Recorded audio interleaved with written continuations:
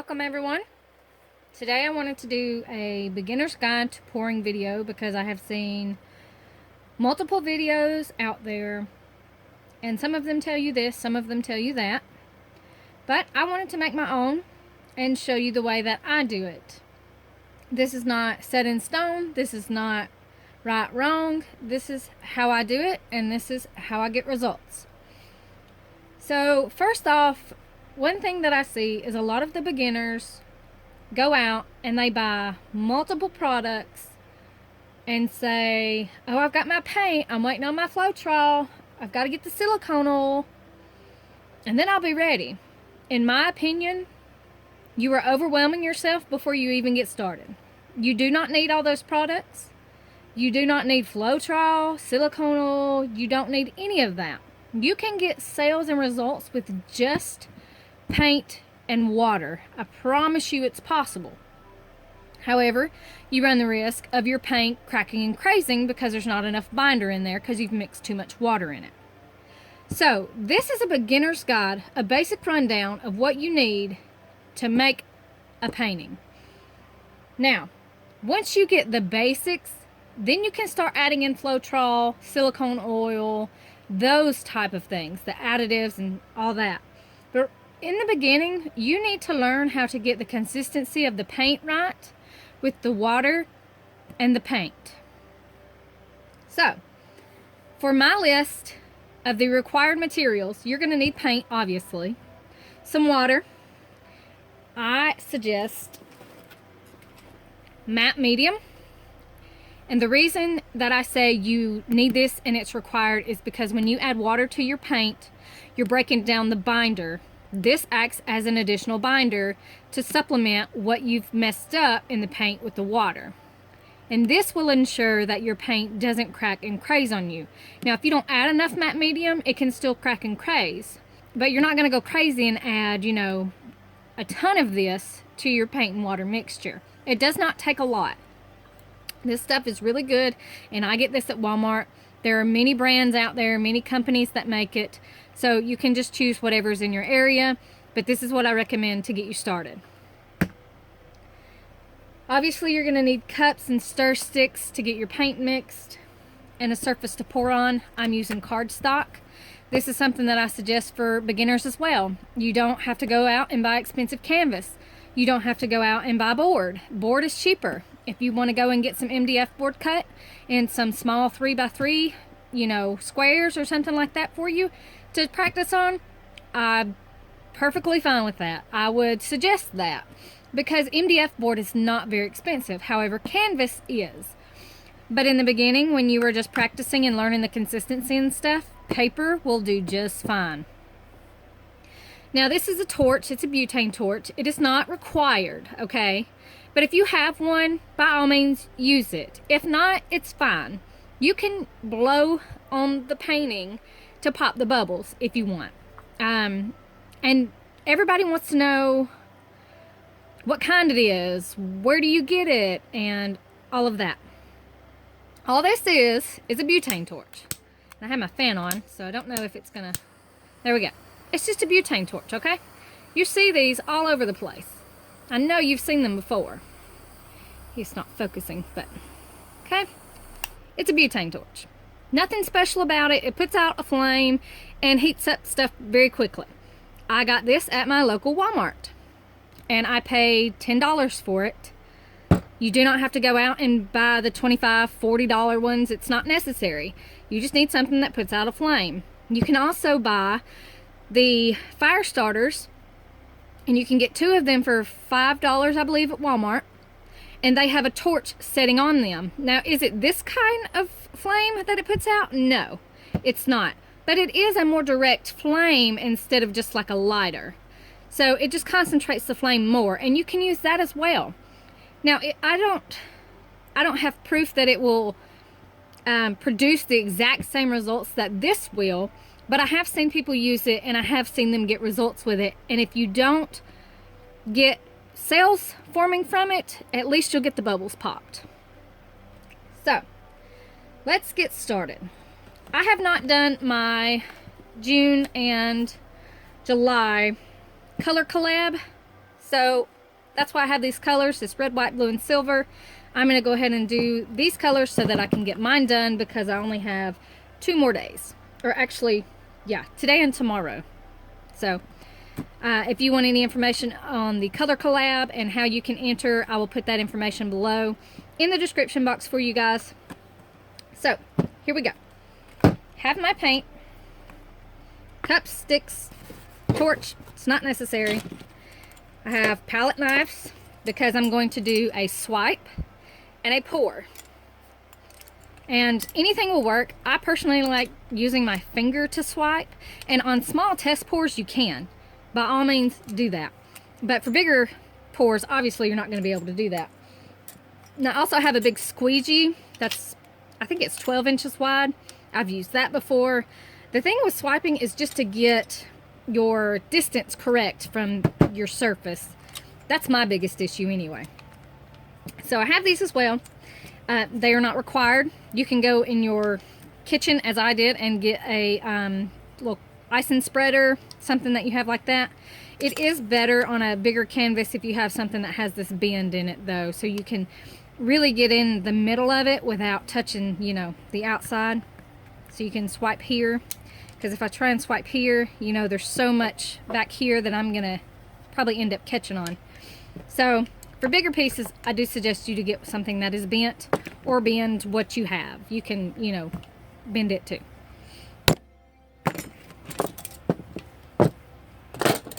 One more thing that is not recommended, but I highly suggest, is your painting towel.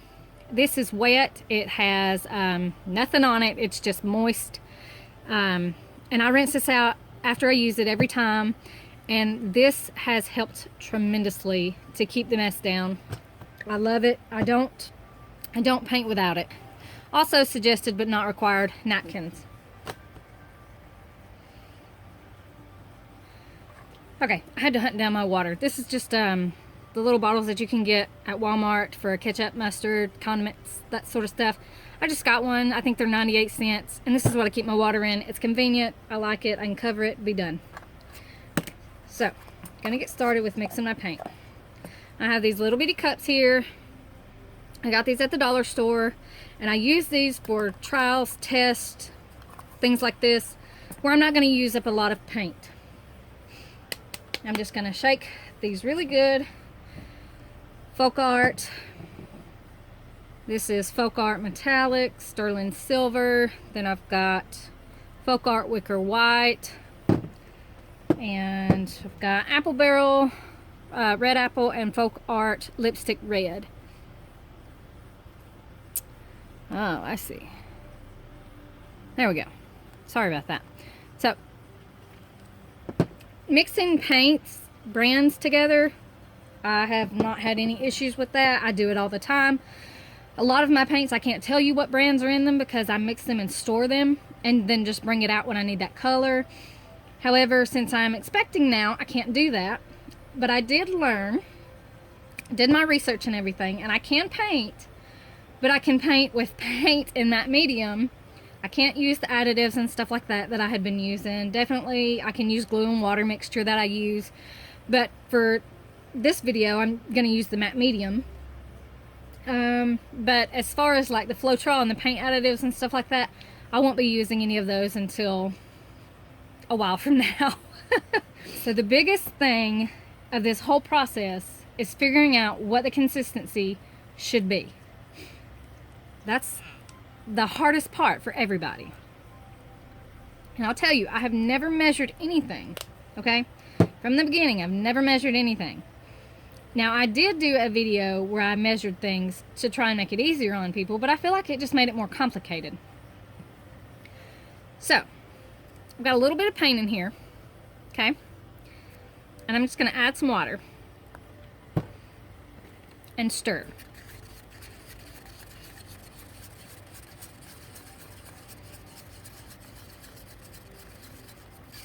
Make sure you get the sides and the bottom. And I don't mix my paint slow. I don't worry about bubbles getting in it because it doesn't affect my finished product. I don't let my paint sit either. I've never let my paint sit. Alright, so this is what I have so far. It's kind of gloopy, doesn't run very well. It's just, ugh. It needs more water because it's too thick, okay? See that? It's just too thick. So, we're gonna add a little bit more. This is a little amount of paint, so we're gonna add just a little bit of water at a time.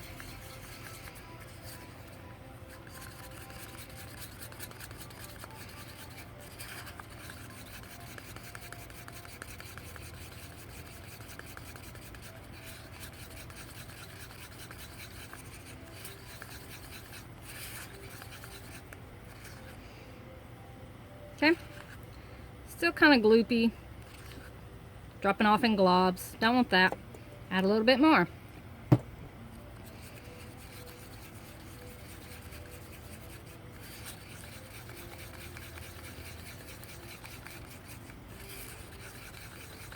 Now here's a tip. I mix my paints according to what I'm going to be doing. If I'm pouring, I'll mix them a little thinner than what I usually do for swiping. Swiping, I always make them a tad bit thicker.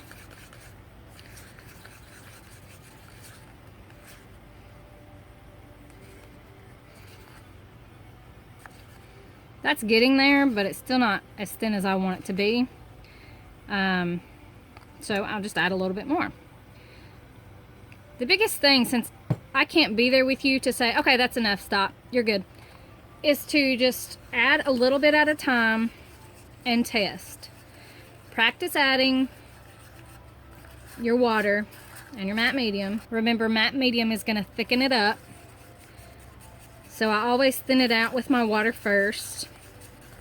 And then I'll go back and add my matte medium. And if it's still too thick after the matte medium goes in, I'll add just a tad more water. Now, this is pretty flowy. It flows in a steady stream. You can see that?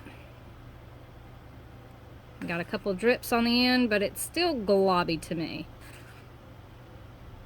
So, a tad bit more water. And that was a tiny amount, just so you can understand that you add just a little bit at a time till you find the right consistency. And when it's your first time doing this, it's going to be hard to know the right consistency, but I promise once you get there, you will know. Alright. See how we got it on the stick? And it just flows off. Got some drips at the end. One thing I always like to do is to shake it like this. And I look at the peaks that it makes when I shake it. And if it makes a good peak, but it's not splashing everywhere, I'm happy with that, okay? And I'm happy with this. It's fairly liquid. It runs smoothly. This is good to go. Now we're going to add just a little bit, since this is a tiny amount of paint, a little bit of the matte medium. Which I'm running out of, but I have another tube over there. And I usually add 1 to 2 dollops. Just like that. That's my dollops. Okay? And mix that in really well.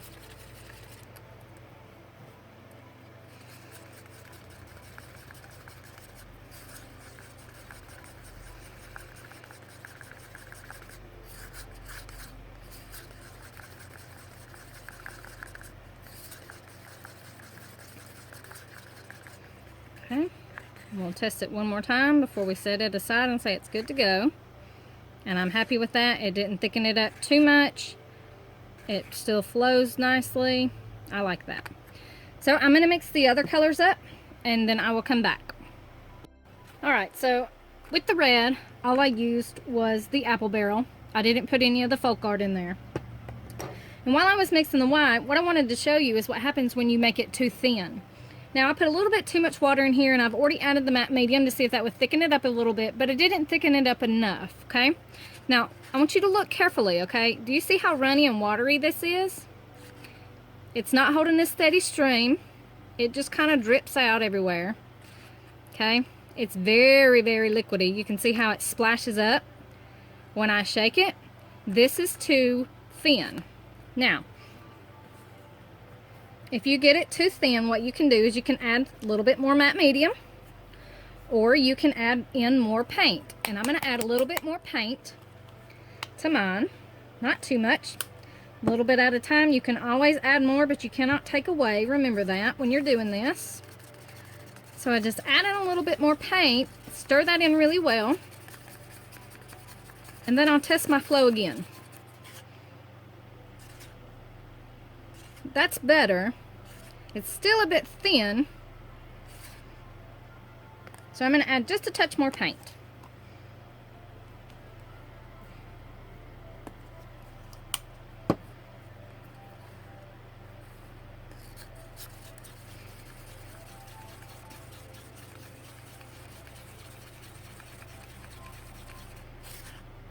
Now I'm happy with this. You see how well that flows?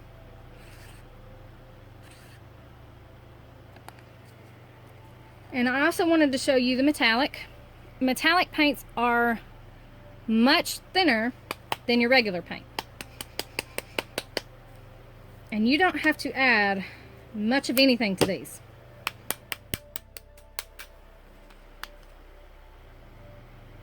I usually don't add a lot of paint because I don't use a lot of metallic in my pieces. Now, you can see how liquid this already is. I mean, it's pretty thin already. So, when I say just a couple drops of water, I mean like a couple drops. 1, 2, 3. We're going to try 3 drops of water to begin with. Because this stuff is so thin, you don't really need to thin it down much at all. So, I added in that little bit of water. And you can see it runs smoothly. It's got a nice stream to it. Add a little matte medium. Just one good dollop in there. Whoops. See there? Get that mixed in real well. Scrape that off.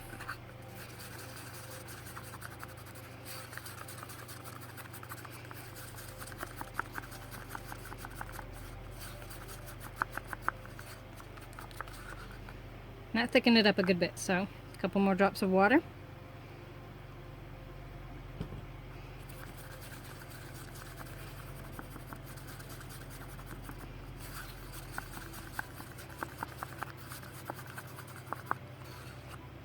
Still too thick.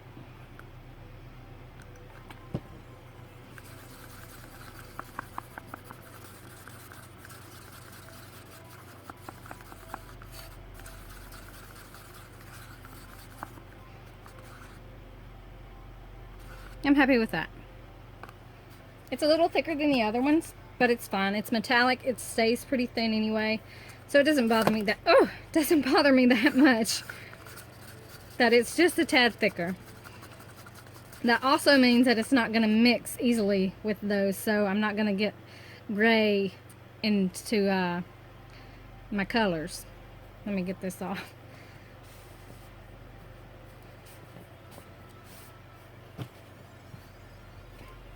So now that we have all of our paints mixed,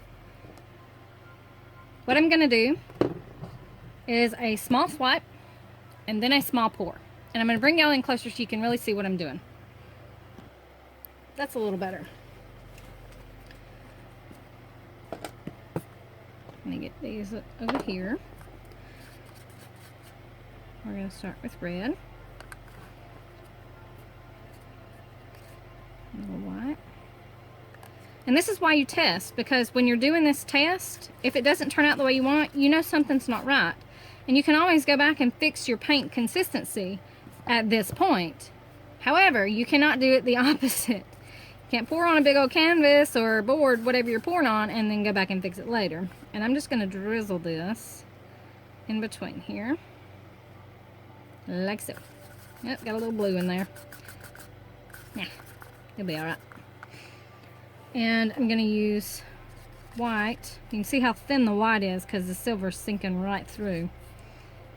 So I might need to thicken this white up a little bit more. Alright, now let's see how this works out.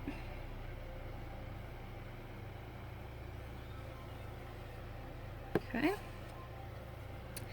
So right here, the white sitting on top, we've got some bubbles. and some cells coming through. You can see we got a couple of cells here, but this is where the paint gets really thin, so you're not going to get much there. But here, you can see that the white is sitting on top.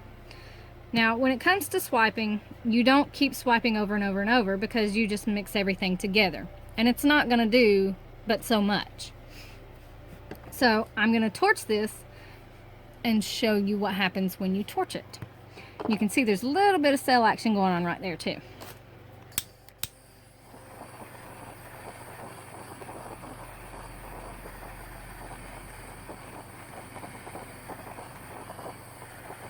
Alright, so you can see when you heat this paint up that it really starts to separate on you. And I can tell you now, from the looks of this, that my white is too thin. Okay? You see what I've got right here? This is too thin. I can tell that it is. You can see how liquid it is. Now, it sealed up well, however, it's still too liquid. So what I'm going to do is thin the white out and try again. I'm sorry, thicken the white up and try again. Alright. So I'm going to thicken it with a little bit more matte medium.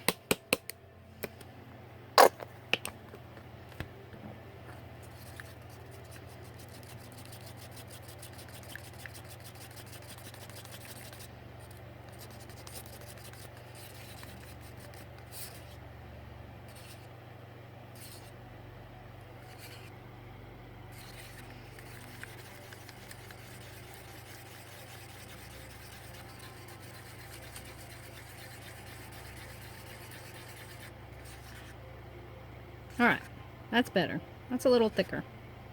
Okay, so let's try that again. Now for swiping, I would actually have it a little bit thicker than what it is, but we'll go with this.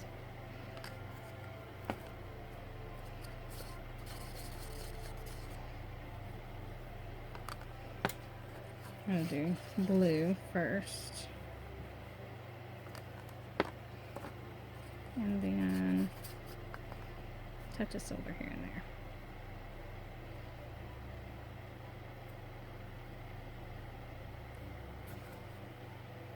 Okay. Now we'll swipe this.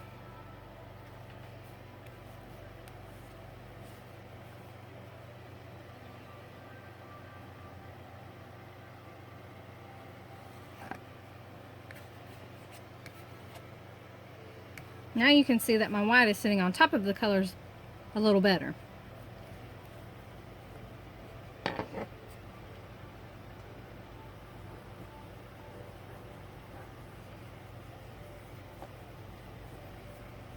And we'll torch that and see what we get.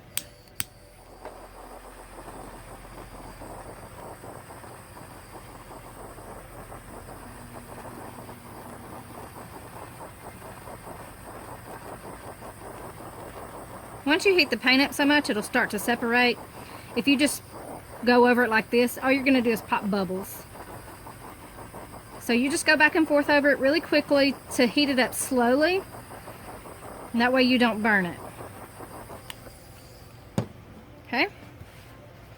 Now with the white thicker, you see it didn't mix as easily as it did on the other side. So it looks much better.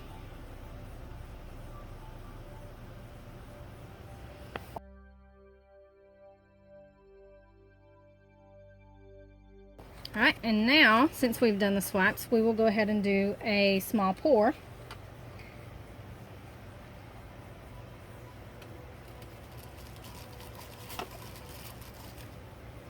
And my personal favorite is puddle pours. So I'm going to do a puddle pour, and we will also do a dirty pour because I know a lot of people like those as well.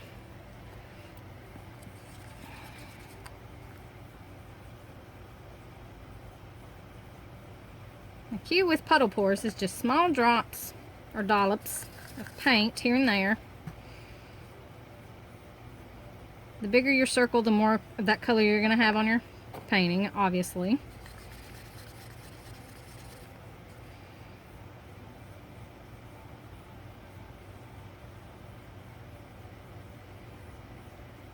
Try not to go real crazy with it because I will. Now the big thing with this kind of pour, what I would do is I would make my paints, especially my red and blue, a tad bit thicker than what they are right now. That way they don't mix and become purple. Because you have to keep that in mind. When you have thin paints, they mix really easily. And so when you see people with the pours and, you know, it's just a big jumbled mess of color mixed together, it's because the paints were way too thin.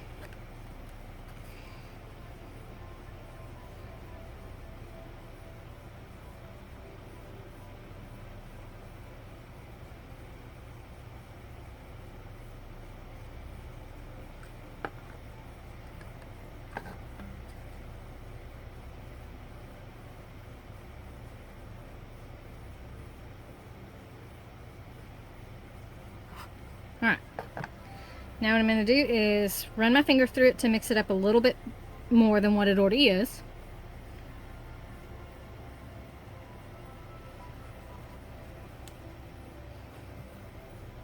That's where that towel comes in handy. Okay, and now we will move this around and see what we get.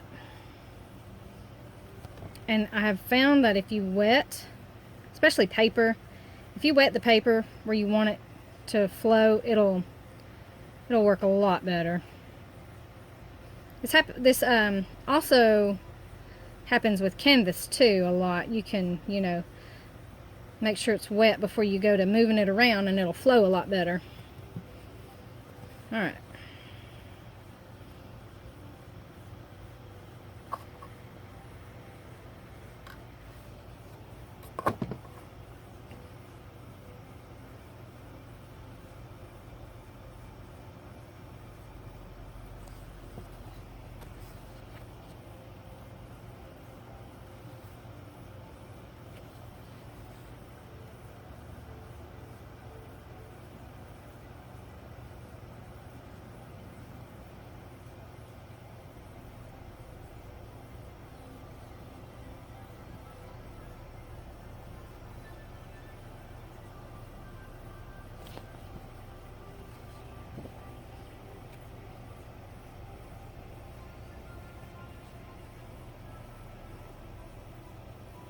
Okay, I'm happy with that.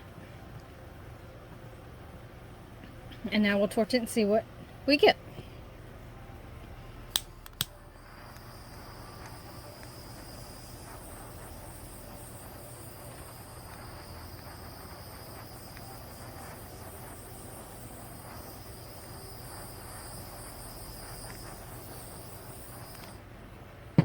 And there you go.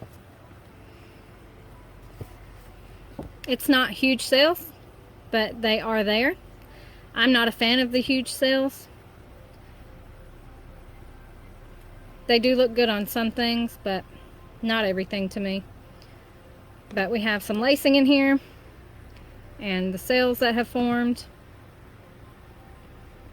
If you wanted to make them bigger, you can move this around a little bit to stretch them out, but if you stretch them too much, then they're going to just break apart anyway, so that's why I don't really do that. But I think that looks good. And now we will do a flip cup. A dirty pour is where you pour the paint in the cup and you pour it out. A flip cup is where you pour the paint in the cup, flip your surface over on top of the cup, and flip it over and let the paint come out that way. That's dirty pour flip cup.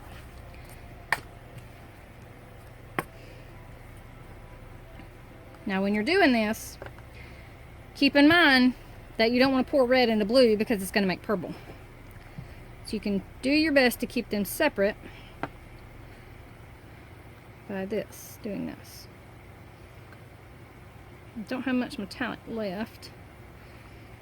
And also when you pour, you can move up away from it so that it goes to the bottom and it will mix like that. As you see, when I do that, it'll flow to the bottom, especially with the white. See how it just kind of disappears?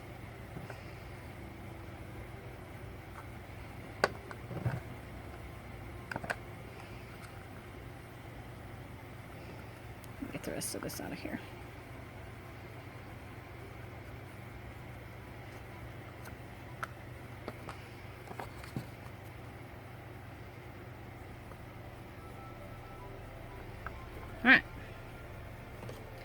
Now what some people do is they'll take and put the stick through it. They won't. I'm just gonna, and that's it. Okay, wipe that off. And now we will flip it.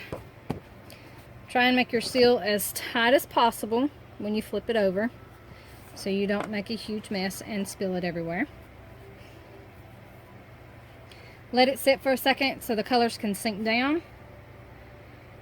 Now, you can pull it straight up and let it drip. I personally hate that. So I pull it away because I feel like if there's something beautiful in the middle there and you let it drip in it, it's going to ruin it. So I do this. Okay? And the cup looks great. Look at that.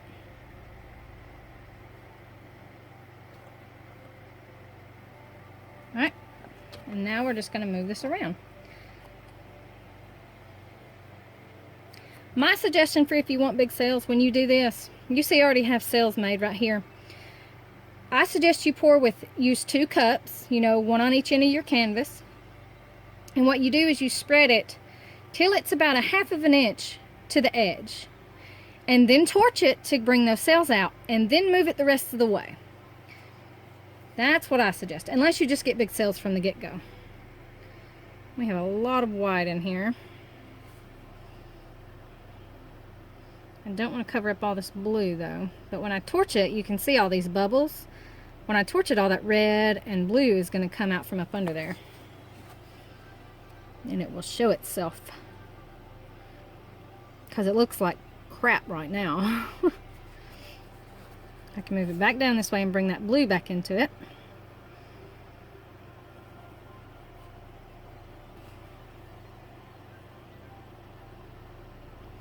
You can see it's kind of making its own sails, breaking apart and everything. Alright, so we'll go with that, and now I'll torch it. Whoops.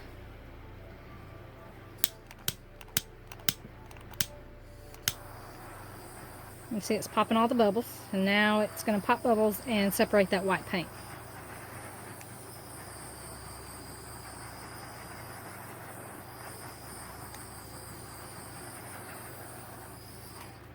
Okay, there's that.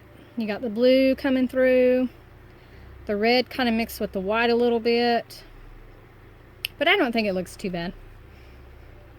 The metallic is really muting everything down. So what I would do, since I've done all these tests, figured out which one I like best, what I would do after seeing all of my results is I would go and do the red, white, and blue in a cup, or the puddle pours, and I would add the metallic afterwards. And what I mean by that is, say I did the red, white, and blue in this. If I was happy with this, then I would just take and pour the metallic throughout it and move it a little bit so it kind of blends and looks like it's a part of it, and go with that. That's what I would do.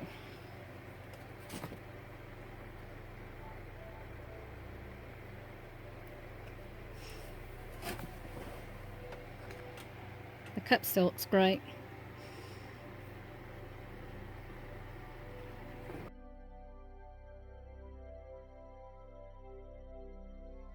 Okay, so those are a few different ways that you can pour. Now, let's go over some things.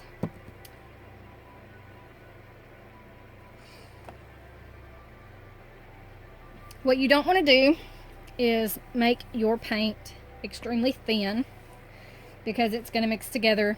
All the colors are going to mix into one. Now, typically white is always going to sink to the bottom because it is a heavier pigmented paint.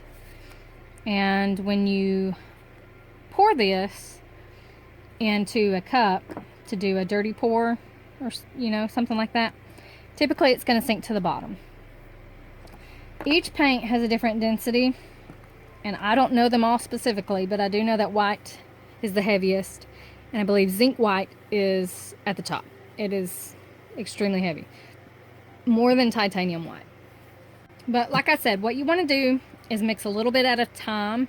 Do your test, whether you're going to swipe, if you're going to do a dirty pour, a flip cup, or a puddle pour.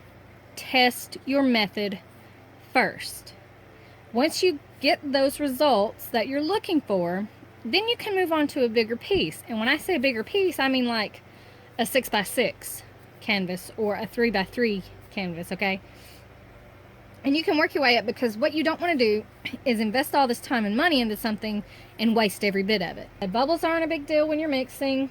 You can remove them once the pour is done. Even a hair dryer will work to remove bubbles.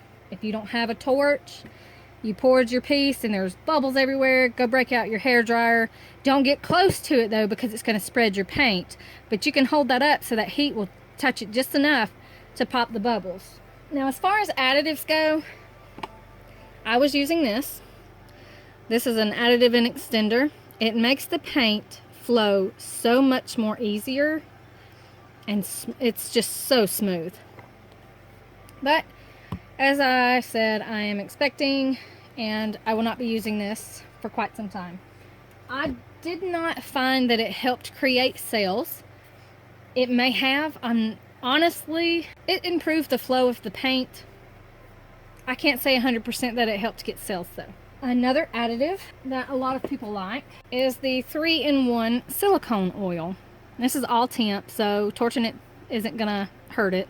This works to get sales, but if you add too much, the paint will separate so much that you'll see the canvas through it.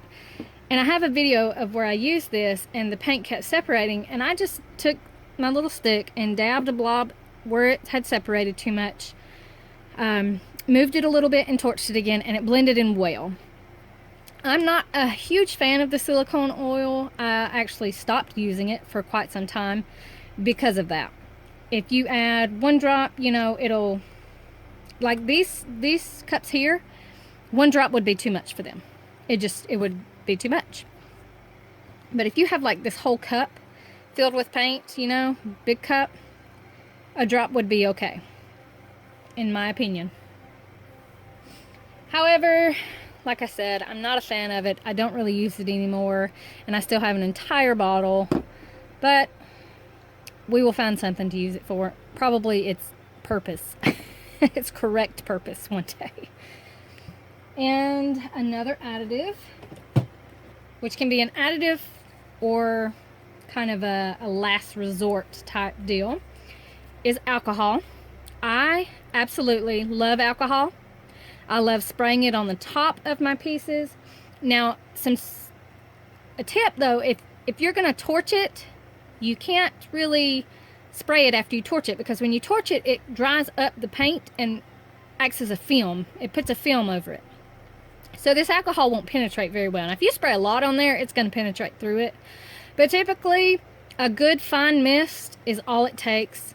And then if you want to torch it afterwards, you can. I've done it multiple times because the alcohol is instant. I have previous videos showing where I've used it, and this is my favorite. It's inexpensive, it's not real toxic, so love it. Something else that you can do with pours when you're beginning and you're testing everything out is pour on plastic or wax paper or parchment paper. That's what it is. Pour on parchment paper, and I have some that I use. It's just regular old parchment paper, nothing special.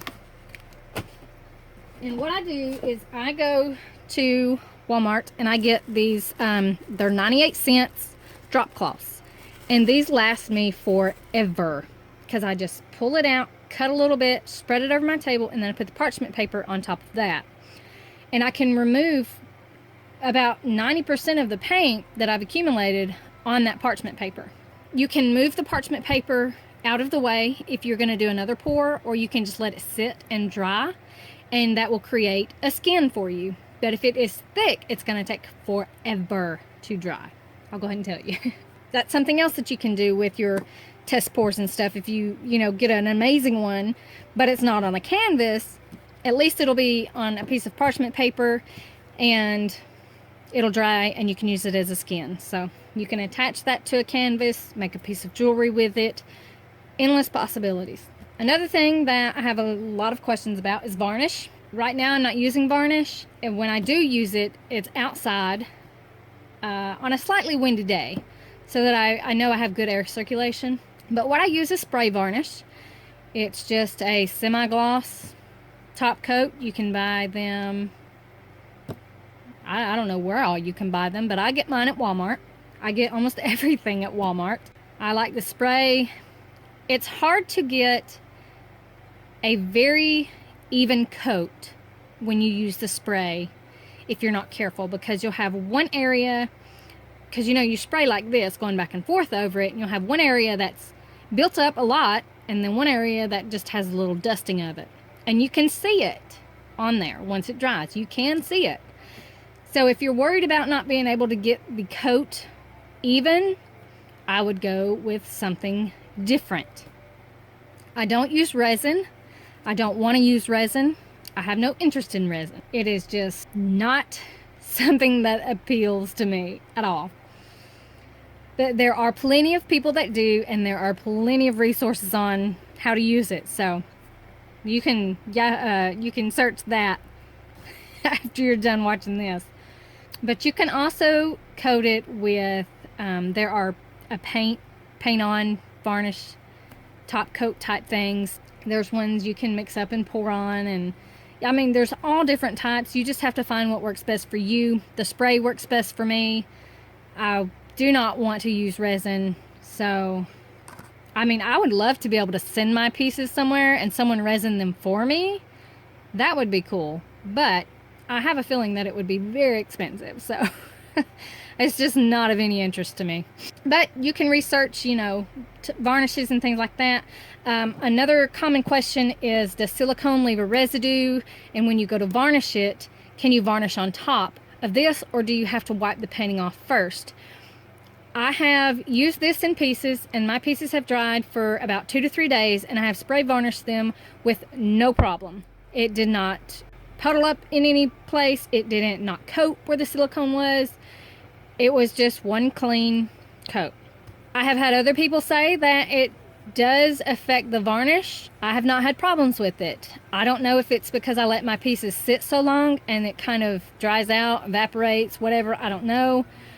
But I have not had a problem varnishing when using silicone oil. Now, if you let the piece dry and it dries completely and you try and varnish it immediately afterwards, the oil hasn't really had time to sit, I imagine that you might have an issue with it when you try to top coat it, especially with something that you're going to pour on top of it, because it kind of just resists the coat that you're putting on it because it's oil. I mean, obviously.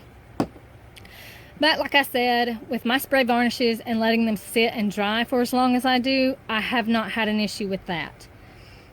So that might be something that you can try if you're having problems spray varnishing after using the 3-in-1 silicone oil. And with alcohol, you can also add this into your paint, but remember, it is alcohol and it evaporates very quickly.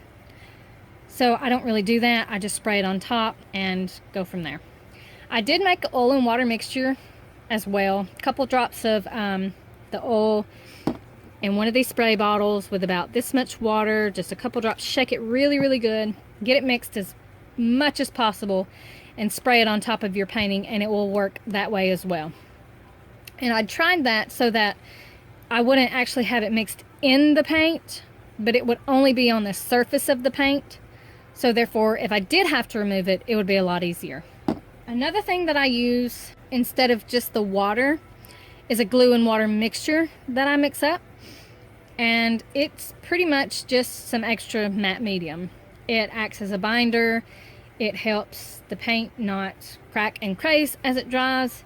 And so that's why I use glue as well. It's just Elmer's. I've used the school glue, and I use Glue All, whatever I can get my hands on, because we sell out of it at my store quite often.